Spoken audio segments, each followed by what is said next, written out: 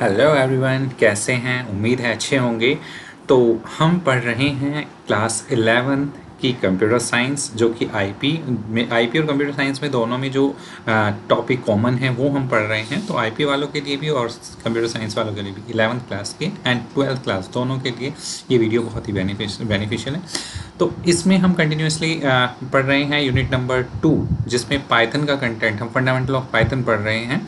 अब आज हम ये देखिए, बैकग्राउंड में ज़ीरो लेवल पाइथन हम लेके चल रहे हैं। तो इसका जो अभी तक का हमने पढ़ाया है कि आइडेंटिफायर्स क्या होते हैं और लिटरल्स क्या होते हैं एंड फंक्शन और ये सब चीज़ें जो हमने पढ़ा है, डेटा टाइप, तो ये जो हमने पढ़ाया है इसके आज हम MCQs फंडामेंटल बेसिक क्वेश्चंस हम लेके आए हैं, क्योंकि अब तक हम पढ़ाए जा रहे हैं। इसका हमें ओवरव्यूज़, इसका हमें रिव्यू भी तो चाहिए। ठीक है, कि कितना आपको समझ आया है, कितना नहीं समझ आया है, ये आप खुद को एनालाइज करें। ठीक है, तो इस वीडियो को आप, जैसे हम MCQs दे रहे हैं और MCQs के साथ साथ आप इसको पॉज कर करके उसका सोचें आंसर्स कि इसका आंसर क्या रह सकता है। इसलिए फिर आगे बढ़ के आप उसको फॉरवर्ड करके बैकवर्ड करके आप उसके आंसर्स देख सकते हैं। तो यहाँ पे हमारा है ज़ीरो लेवल पाइथन, और इसी वे में हम आगे बढ़ते हैं। और बने रहिए यूट्यूब चैनल के साथ, AI Arun Kumar, as you know well.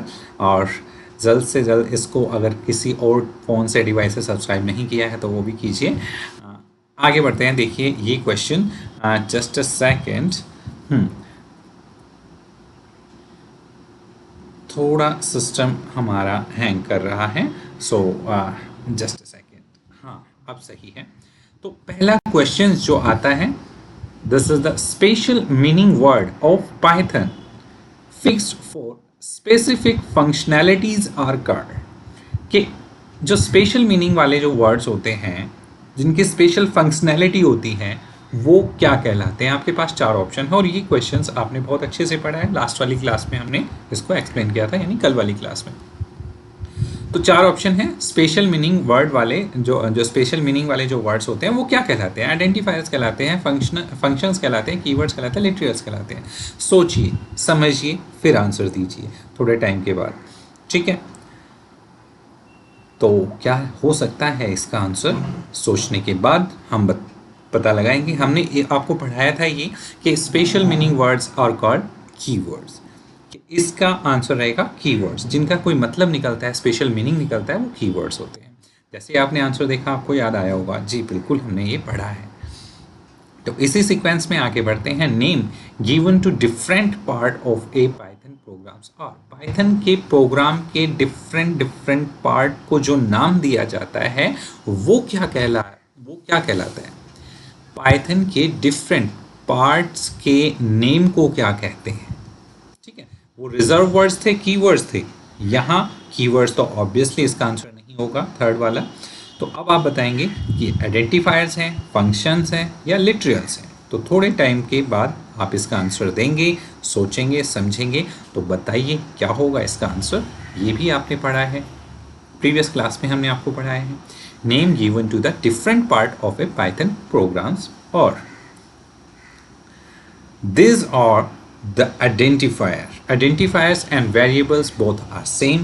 I said already, हमने पहले ही आपको बताया है, identifiers और variables दोनों सेम होते हैं। तो हम जब नाम देते हैं किसी भी वैल्यूज़ को स्टोर करने के लिए, तो पहले उसको नाम दिया जाता है, पहले उसको उस वैल्यूज़ को असाइन किया जाता है। ठीक है, और जो जिस चीज़ में उस वैल्यू को असाइन किया जाता है वो नेम होता है। क्या? वो पाइथन का एक नेम होता है, एक पार्ट होता है जो वेरिएबल कहलाता है। जैसे हमने ए के अंदर 100 वैल्यूज़ असाइन की, तो ये ए क्या हुआ? उस 100 वैल्यू का नाम हुआ। ठीक है, ये पार्ट है एक छोटा सा पाइथन का। अब हम आगे चलते हैं। Data items having fixed values और कॉल्ड। डेटा आइटम्स वो हैं डेटा जिसमें फिक्स वैल्यूज रखी जाती है, यानी कि उसके लिए फिक्स है, इसके अंदर ये आएगा तो यही आएगा, और हम दूसरी चीज़ें नहीं डाल सकते। जैसे एग्जांपल कि हमने एक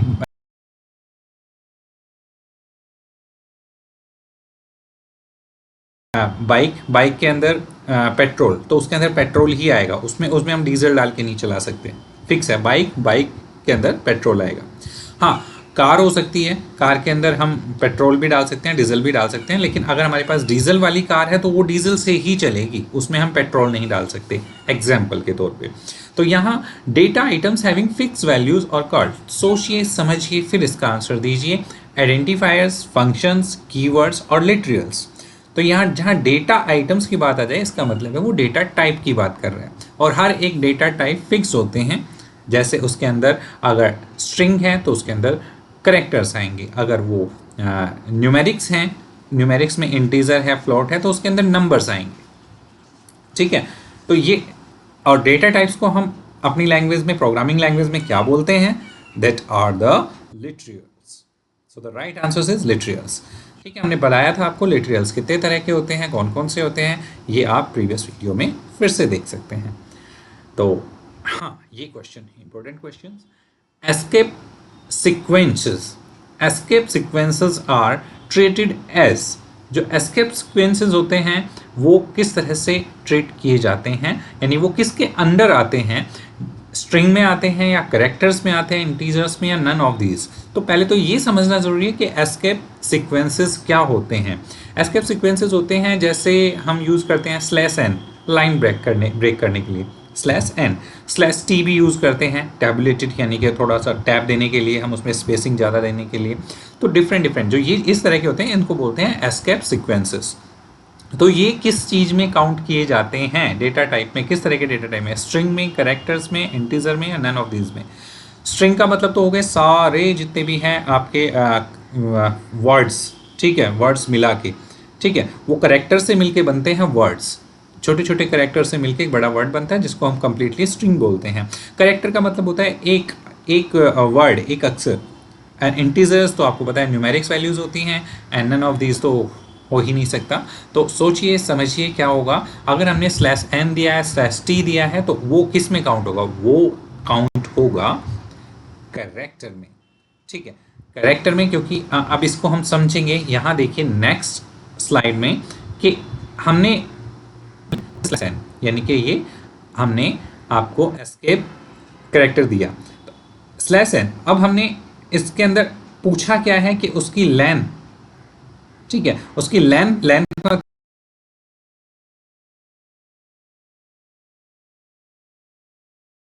मतलब उसकी लेंथ कितनी होगी? तो यहाँ पे 1 दिया है।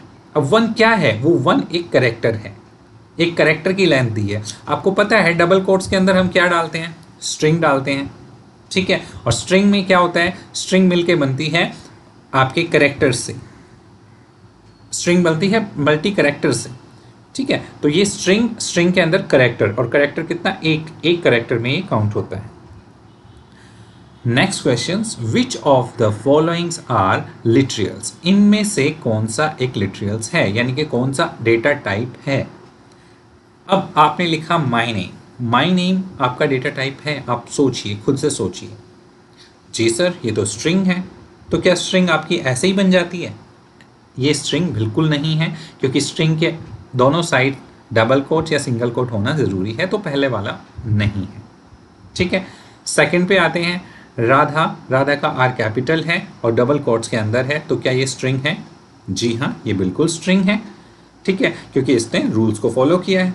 नेक्स्ट चलते हैं, 24.5, क्या ये आपका डेटा टाइप है? क्या ये आपका लिटरल्स है? जी हाँ, ये हमारा लिटरल्स है, क्योंकि हमने बताया था। और ये कौन सा लिटरल्स है? ये फ्लोट लिटरल है।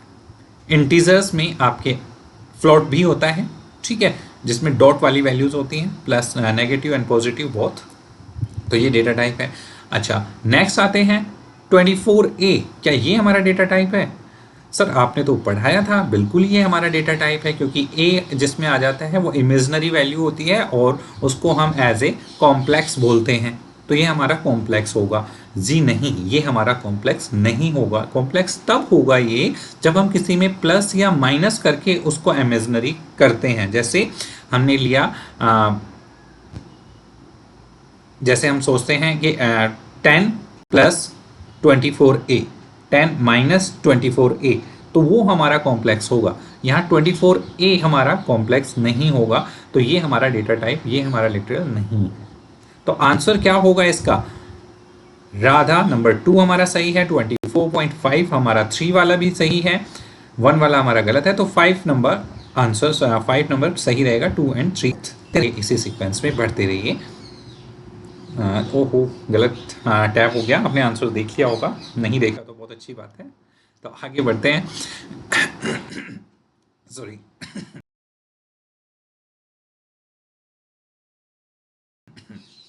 विच of the followings are valid identifier? इनमें से कौन सा आइडेंटिफायर वैलिड है? आइडेंटिफायर आते ही आपके माइंड में आ जाना चाहिए variable.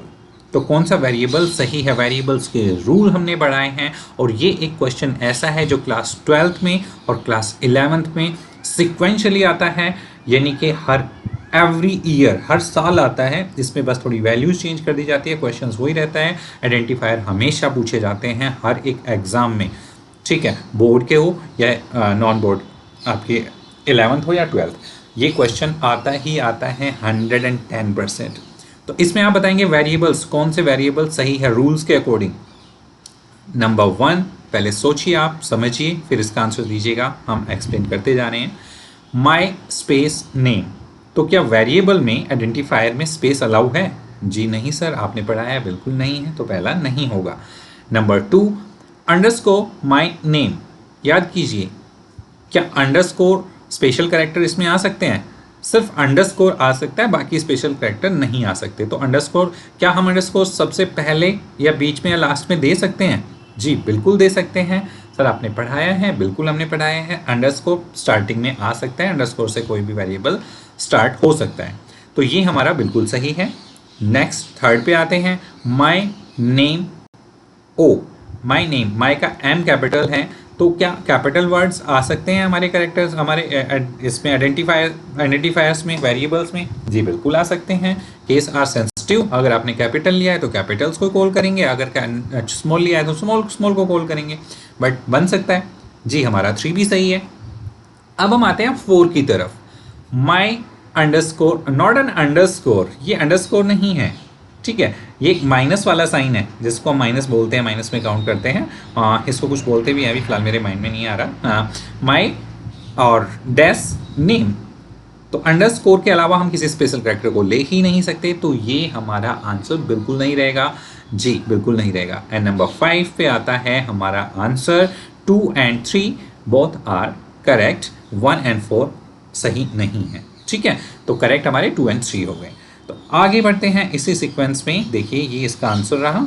And which of the followings is are correct way of creating string? String हम अगर टाइप करेंगे तो कौन सा हमारा तरीका सही है? स्ट्रिंग का मतलब समझ रहे हैं, स्ट्रिंग डेटा टाइप्स, जैसे नंबर, जिसमें हमारे कैरेक्टर्स होते हैं बहुत सारे।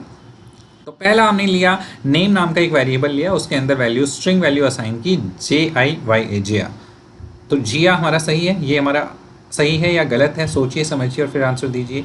जी ये बिल्कुल गलत है, क्योंकि जब हमारी स्ट्रिंग तब मानी जाती है जब वो सिंगल कोट्स में या डबल कोट्स के अंदर हो, तो इसमें कोई कोट नहीं है, ये स्ट्रिंग नहीं है। नंबर 2 में आए, देखिए बिल्कुल सही है। Name equal, just a second, name equal